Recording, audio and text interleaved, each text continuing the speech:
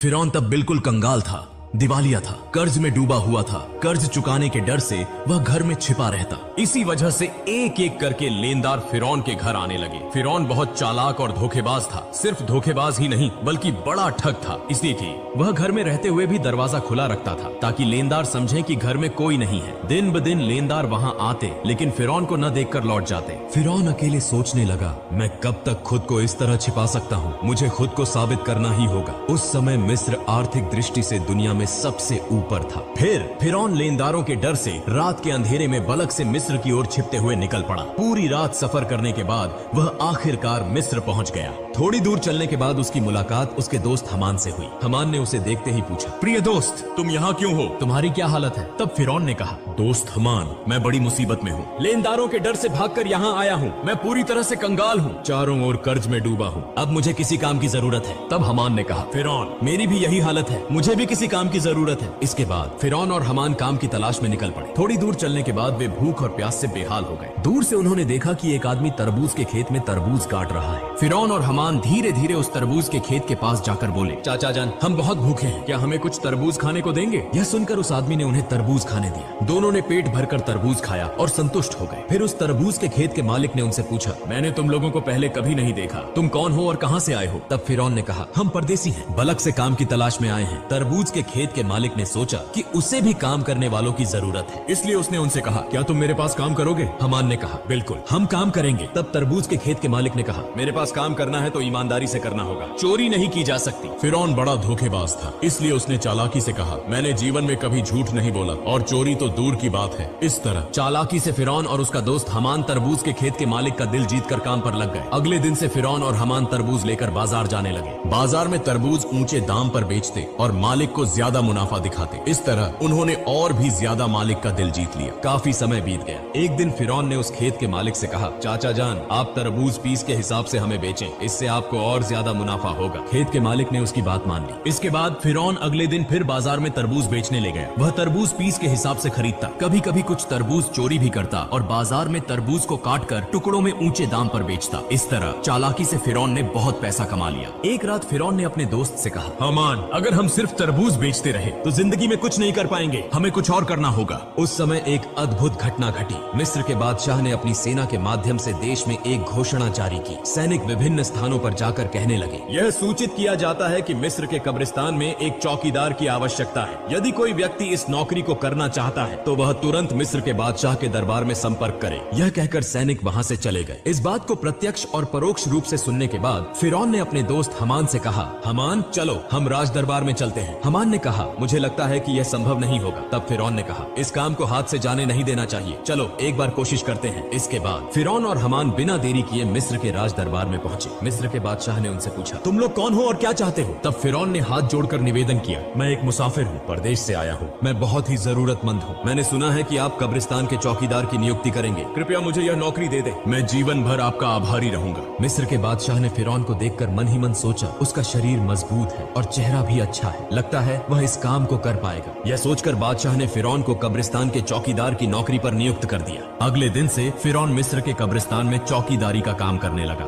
दिन रात वह कब्रिस्तान के गेट पर खड़ा रहता। पास ही एक छोटे से कमरे में उसका दोस्त हमान और वह दोनों साथ रहते थे। एक रात कुछ लोग एक मृत शरीर को दफनाने के लिए आए, लेकिन फिरौन ने उन्हें रोक दिया। उसने उन्हें कब्रिस्तान में प्रवेश नहीं करने दिया। तब उन्होंने पूछा, मामला क्या है? आप हमें लाश दफनाने से क्यों रोक रहे हैं? दरअसल फिरौन बड़ा धोखेबाज और ठग था। उसने चालाकी से कहा, क्या आप नहीं जानते, मिस्र के बादशाह ने नया कानून बनाया है, अगर किसी को लाश दफनानी है तो उसे एक सोने का सिक्का देना होगा। उन लोगों ने फिरौन की बात पर विश्वास कर लिया और उसे एक सिक्का देकर लाश को दफना दिया। इस तरह यह खबर फैल गई कि लाश को दफनाने के लिए एक सोने का सिक्का देना जरूरी है। इसी तरह फिरौन धोखाधड़ी करके बहुत पैसा कमाने लगा। उस समय एक अजीब घटना घटी। मिस्र में अल्लाह का कहर शुरू हो गया। चारों ओर कॉलरा और चेचक की बीमारी से बड़ी संख्या में लोग मरने लगे। कुछ लोग लाश को दफनाने के लिए कब्रिस्तान आए। तब फिरौन ने और भी चालाकी से कहा, मिस्र के बादशाह ने नया कानून बनाया है, अगर कोई व्यक्ति कॉलरा या चेचक से मरता है तो उसे 2 सोने के सिक्के देकर ही इस कब्रिस्तान में दफनाया जाएगा। फिरौन ने धोखाधड़ी से सभी से सोने के सिक्के लेकर बहुत सारा पैसा कमा लिया। इस तरह पूरा साल बीत गया। इसके बाद फिरौन ने अपने दोस्त से कहा, हमान देखो, मैंने 2 बोरियां पैसे कमा लिए हैं, लेकिन अब ये पैसे हमें मिस्र के बादशाह के पास ले जाने होंगे। यह सुनकर हमान चौंक गया। उसने कहा, फिरौन, क्या तुम्हारा दिमाग खराब हो गया है? तुमने पैसे कमाने के लिए इतनी मेहनत की, सबको धोखा दिया, और अब आखिर में ये पैसे बादशाह को देने जा रहे हो। फिरौन ने कहा, हमान धैर्य रखो, मेरी चालाकी धीरे धीरे सामने आएगी। इसके बाद बिना देर किए अगले दिन फिरौन और हमान 2 बोरियां सोने के सिक्कों की लेकर मिस्र के बादशाह के दरबार में पहुंच गए। मिस्र के बादशाह ने उनसे पूछा, क्या बात है, तुम लोग बोरियां लेकर राज दरबार में क्यों आए हो? तब फिरौन ने कहा, जहां पनाह, मैं 2 बोरियां सोने के सिक्कों के साथ आया हूँ। यह सुनकर बादशाह के मंत्री ने उन्हें डांटते हुए कहा, तुम्हारी हिम्मत कैसे हुई कि तुम मिस्र के बादशाह के सामने खड़े होकर पैसों का घमंड दिखाओ? तब मिस्र के बादशाह ने पूछा, इतने सारे सोने के सिक्के तुम्हें कहाँ से मिले और तुम इसे यहाँ क्यों लाए हो? तब फिरौन ने कहा, जहाँ पनाह, जो लोग मृत लाश को दफनाने आते थे उनसे मैं 1 सोने का सिक्का लेता था। इसके अलावा इसमें मेरी तनख्वाह के पैसे भी शामिल हैं। मेरा असली मकसद यह है कि मिस्र में पिछले 2 साल से जो गरीब लोग कर नहीं चुका पाए, उनकी ओर से मैं ये सोने के सिक्के आपको दे रहा हूँ। कृपया उनकी कर माफी कर दीजिए। यह सुनकर वहाँ मौजूद सभी लोग हैरान रह गए। मिस्र के बादशाह उसके इस कार्य से प्रभावित हुए और उस पर विशेष ध्यान देने लगे। अगले दिन से पूरे मिस्र में यह खबर फैल गई कि एक कब्रिस्तान का चौकीदार ने मिस्र के गरीब लोगों का 2 साल का कर चुका दिया है। पूरे मिस्र के लोग कहने लगे, इतना अच्छा इंसान पूरे मिस्र में दूसरा कोई नहीं हो सकता। अगर यह व्यक्ति हमारे देश का बादशाह होता तो हम कितने सुखी होते। इसी तरह पहले मिस्र के बादशाह और फिर मिस्र के लोगों का दिल जीत लिया। इसके बाद काफी समय बीत गया। एक दिन मिस्र के बादशाह का वृद्धावस्था के कारण निधन हो गया। इसके बाद चारों तरफ चिंता फैल गई कि दूसरा रमेसेस मिस्र का बादशाह कौन होगा। कुछ दिनों बाद राज दरबार में एक आपातकालीन बैठक बुलाई गई। वहाँ मौजूद विद्वानों में से एक ने कहा, इस तरह मिस्र के बादशाह का सिंहासन खाली नहीं रखा जा सकता। मिस्र का अगला बादशाह कौन होगा, इस पर सब चर्चा करें। तब वहाँ मौजूद एक व्यक्ति ने कहा, हुजूर, हमें लगता है कि जो लड़का कब्रिस्तान का चौकीदार है यानी फिरौन,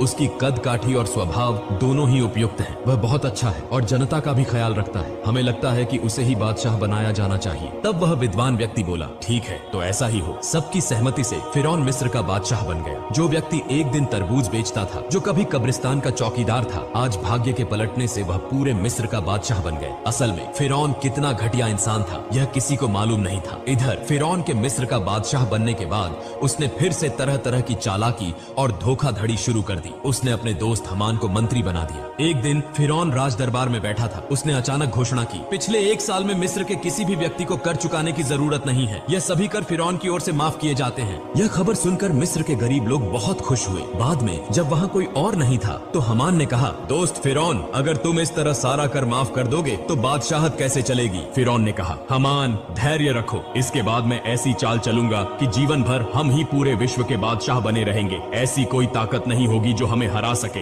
इसके लिए योजना बनानी होगी। इस बात को कहकर वे दोनों एक एक करके चले गए। अगले दिन से पूरे मिस्र में फिरौन का नाम चर्चित होने लगा। इसी समय हमान ने फिरौन को बुलाकर कहा, मित्र फिरौन, अगर तुम जीवन भर बादशाह बने रहना चाहते हो तो तुम्हें कुछ काम अवश्य करने होंगे। तब फिरौन ने पूछा, वो काम क्या है? इसके बाद हमान ने एक एक करके सब कुछ बताया। फिर फिरौन ने राज दरबार में एक आपातकालीन बैठक का आयोजन किया। फिरौन ने कहा, आज से पूरे मिस्र में कोई शिक्षा व्यवस्था नहीं होगी, सभी पाठशालाएं बंद कर दी जाएंगी। फिरौन ने शाही फरमान दिया, मिस्र के किसी व्यक्ति को शिक्षा लेने और देने की अनुमति नहीं होगी। यदि कोई इस आदेश का उल्लंघन करता है तो उसे मौत की सजा दी जाएगी। पूरे मिस्र में जो लोग छोटे छोटे पत्थरों की मूर्तियां बनाकर पूजा करते थे, उन्हें आदेश दिया गया कि वे उन मूर्तियों को तोड़कर केवल फिरौन की मूर्ति की पूजा करें। इस प्रकार थोड़े ही समय में फिरौन के डर से लोगों ने पढ़ाई लिखाई बंद कर दी और पूरे मिस्र के लोग अल्लाह को भूलकर अज्ञानी और अंधविश्वासी बन गए। लोग पूरी तरह से जानवरों की तरह व्यवहार करने लगे। इसके बाद फिरौन अत्यधिक घमंडी हो गया। वह खुद को इतना बड़ा मानने लगा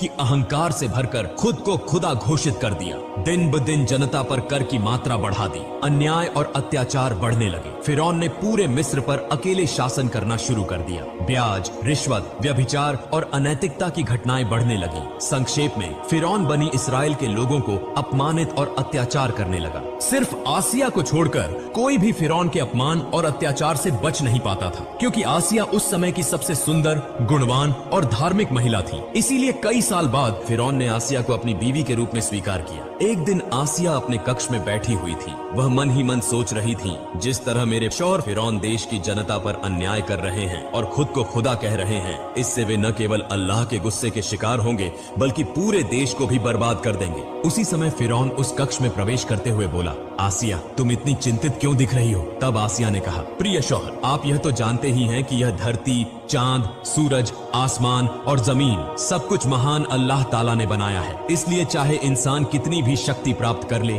वह एक छोटा सा कीट भी नहीं बना सकता। इंसान नश्वर है, एक दिन सबको इस दुनिया को छोड़कर जाना होगा। इसलिए आप खुद को खुदा कहना बंद करें और अल्लाह के रास्ते पर वापस लौट आएं। यह सुनते ही फिरौन बहुत गुस्से में आ गया और आसिया को डांटते हुए बोला, आसिया, अगर यह बात कोई और कहता तो मैं उसे मार डालता। जिस तरह सबने मुझे खुदा मान लिया है, तुम्हें भी मुझे खुदा मानना होगा, वरना तुम्हारा हाल भी उन्हीं की तरह होगा। यह कहकर फिरौन वहां से चला गया। उधर आसिया बहुत चिंतित हो गई। उनके पास कुछ भी करने का विकल्प नहीं था। उनकी आंखों से आंसू बहने लगे। इस तरह कई दिन बीत गए। फिर एक दिन फिरौन अपने कक्ष में आराम कर रहा था। आधी रात में उसने सपना देखा कि बनी इस्राएल की दिशा से एक विशाल आग का गोला आ रहा है जो पूरे मिस्र को जलाकर राख कर रहा है, लेकिन बनी इस्राएल के लोगों को कुछ भी नहीं हो रहा। यह स्वप्न देखकर फिरौन तुरंत जाग गया। फिरौन ने देर न करते हुए अगले दिन देश के विभिन्न हिस्सों से बड़े बड़े ज्योतिषियों को राज दरबार में बुलाया और अपने स्वप्न के बारे में बताया। फिरौन के इस स्वप्न का ताबीर करते हुए ज्योतिषियों में से एक ने कहा, जहांपना, आप नाराज न हो, भविष्य में हम आपकी मृत्यु देखते हैं।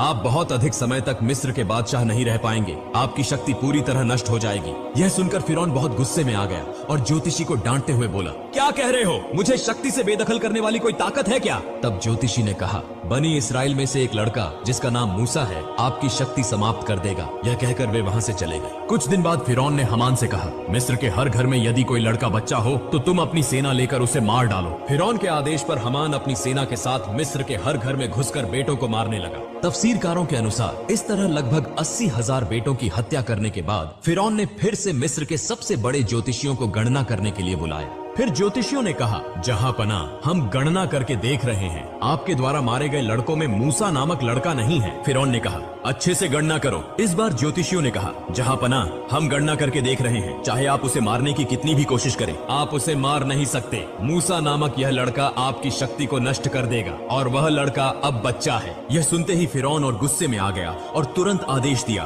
तुम लोग हर घर में जाकर तलाशी लो, जहाँ भी मूसा होगा उसे मार डालो। यह खबर पूरे मिस्र में फैल गई। तब हजरत मूसा अलैहिस्सलाम की माँ बहुत चिंतित हो गई। वह सोचने लगी, अपने बच्चे मूसा को कैसे बचाया जाए। ठीक उसी समय उनकी बेटी मरियम नदी के किनारे बकरियां चरा रही थी। उसने देखा कि हमान और फिरौन की बहुत सी सेना उनके घर की ओर आ रही है। यह देखकर मरियम बहुत जल्दी अपने घर लौट आई और कहा, अम्मा जान, फिरौन की सेना हमारे घर की ओर आ रही है, मेरे भाई मूसा को तुम बचाओ। यह सुनकर हजरत मूसा अलैहिस्सलाम की माँ पूरी तरह चौंक गई। वह बिल्कुल भी नहीं समझ पा रही थी कि अब क्या किया जाए। इतने में फिरौन की सेना ने उनके घर को घेर लिया। ऐसे समय में अल्लाह रब्बुल आलमीन ने गैबी आवाज से कहा, हे मूसा की माँ, तुम देर न करो, अपने बेटे मूसा को जलते हुए चूल्हे में रखकर चली आओ। हजरत मूसा अलैहिस्सलाम की माँ ने देर न करते हुए अपने बच्चे मूसा को जलते हुए चूल्हे में रख दिया और तभी अचानक फिरौन की सेना घर में घुस आई। वे बोले, हमें खबर मिली है कि तुम्हारे घर में मूसा नामक बेटा है, जल्दी से उसे हमारे हवाले कर दो। तब हजरत मूसा की माँ ने कहा, देखो, यह तो मेरी बेटी है, यदि मेरे घर में मूसा है तो तुम लोग उसे ढूंढ कर देखो। फिर उसके बाद फिरौन की सेना घर के इधर उधर हर जगह तलाशी लेने लगी, लेकिन कहीं भी कुछ नहीं मिला।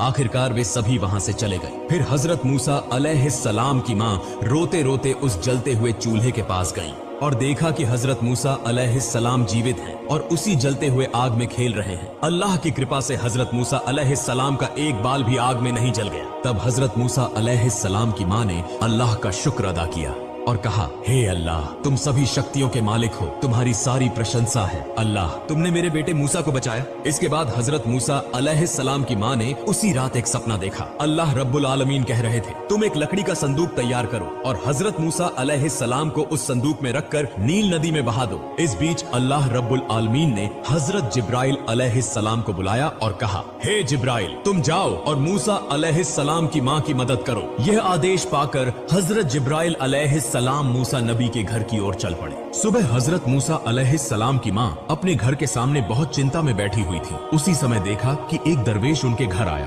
फिर मूसा नबी की माँ ने कहा, आप कौन हैं? मुझे तो आप पहचान में नहीं आ रहे। तब वह व्यक्ति अपना परिचय छुपाते हुए बोला, मैं एक बढ़ई हूँ, क्या आपको कोई लकड़ी का सामान बनवाना है? तत्क्षण मूसा नबी की माँ बोली, बिल्कुल, मुझे एक लकड़ी का संदूक बनवाना है। और इस तरह अल्लाह ताला ने उस दिन जिब्राइल अलैहिस्सलाम के माध्यम से मूसा अलैहिस्सलाम की माँ को संदूक बनाने में मदद की। फिर मूसा अलैहिस्सलाम को नील नदी में बहा दिया। अल्लाह की क्या कुदरत! नील नदी का प्रभाव जिस दिशा में बहता है, हजरत मूसा अलैहिस्सलाम का लकड़ी का संदूक उसके विपरीत दिशा में बहता रहा। इस तरह बहते बहते हजरत मूसा अलैहिस्सलाम का लकड़ी का संदूक फिरौन के राज दरबार के पास पहुंच गया। वहाँ फिरौन और उसकी पत्नी माँ आसिया और अन्य दासियां मौजूद थी। जैसे ही उन्होंने संदूक देखा, माँ आसिया तुरंत आगे बढ़ी। माँ आसिया ने संदूक खोला और देखा कि उसमें एक सुंदर बच्चा पड़ा है। उसके मस्तक पर जैसे नूर का उजाला चमक रहा हो। इतना सुंदर बच्चा उन्होंने कभी नहीं देखा था। इसलिए बिना देर किए माँ आसिया ने मूसा अलैहिस्सलाम को अपनी गोदी में उठा लिया और फिरौन के पास जाकर बोली,